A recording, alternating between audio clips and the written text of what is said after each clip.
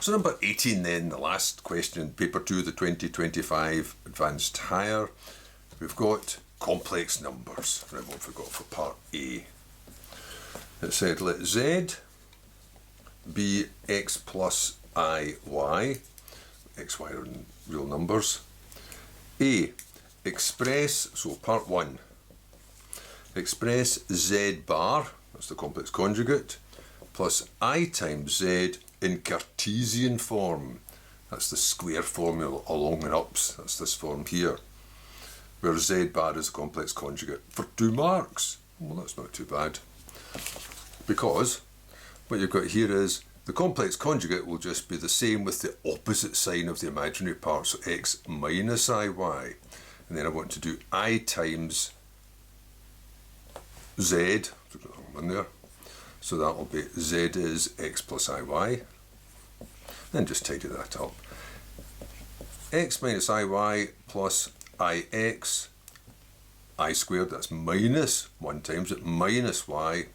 Put the real parts together, x minus y, put them together. Imaginary parts, plus x minus y, so it's the same again. X minus y, put the I in front. So that's what they want for 2 marks, so that was quite easy.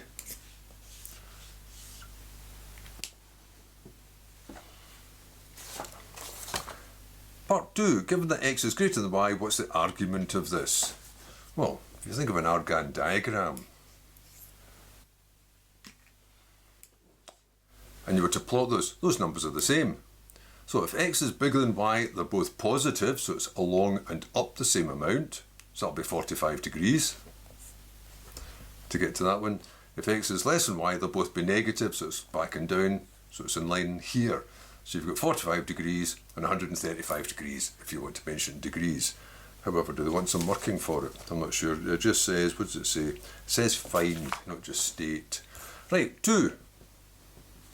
So the argument of, I'll just have to put this down, z plus iz is going to be, the way you would find would be inverse tan, because you know the along and up, so the up over the along is x minus y over x minus y, which is inverse tan of 1. But all depends if that's where their positions, because positive or negative still give you a plus 1. So I'll say where x is greater than y, well, that means that the argument will then be the 45 degrees, or pi upon 4.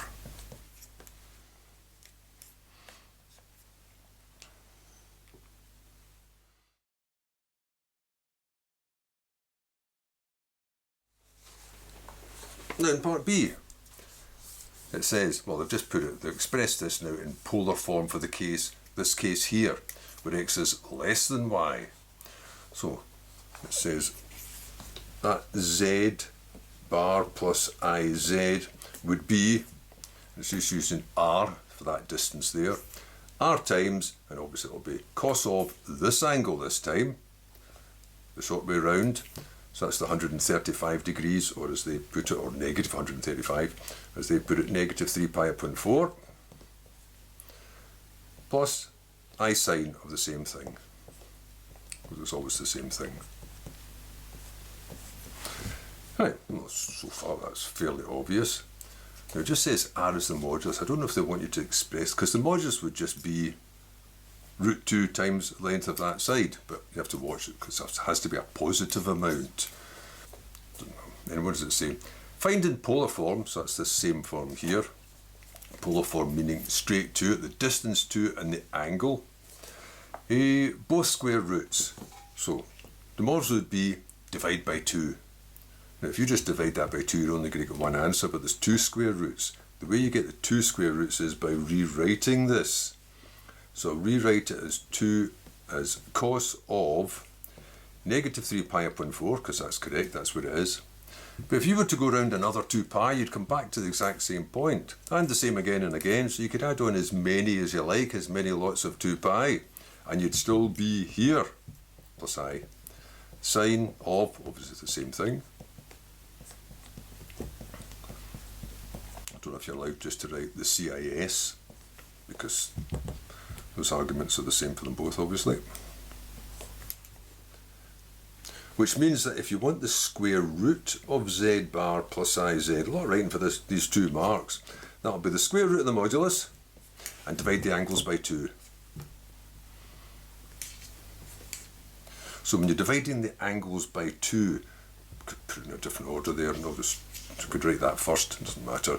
That'll be negative 3 pi upon 8 plus k pi, plus same again, negative 3 pi upon 8 plus k pi, where k only equals 0, that's the first one, or 1. If you go for 2, just end up back at the same place again. Well, now you just do the two cases. So when k is 0, this will be the square root of r times, and that's just 0, so it'll just be that first one, so it's that one there, cos of negative 3 pi upon 4 plus I sine of the same thing, negative 3 pi upon 4. And when k equals 1, it'll be again the square root of r, but this time it'll be of, when that is 1, it'll be plus pi, so that's 5/8, take away the 3, sorry, that's 8/8, take away 3 is 5/8. So 5 pi upon 8 plus I sine 5 pi upon 8. That's right, for those two. I mean 8. That's right now, for those two. Because that first one would be, if you want the square root, you divide the argument by 2. So whatever that is, this angle here, whatever that is, you divide it by 2, and that gives you the first square root. And then the other root, doesn't matter how many roots you're looking for, they all lie symmetrically on a circle. So if it's square roots, there's only 2 of them, so the second one would be here. And those are those two numbers you've got. Negative 3/8 of pi and plus 5/8 of pi. Only thing is, what about r? Hasn't mentioned what r is. I'll put this down anyway. Where r is equal to, because it'll just be root 2 times it. Root 2 times, but of course it all depends whether x is bigger than y or x is smaller than y. Root 2 times, I'll put the modulus of x minus y. So that's just the positive value for the modulus.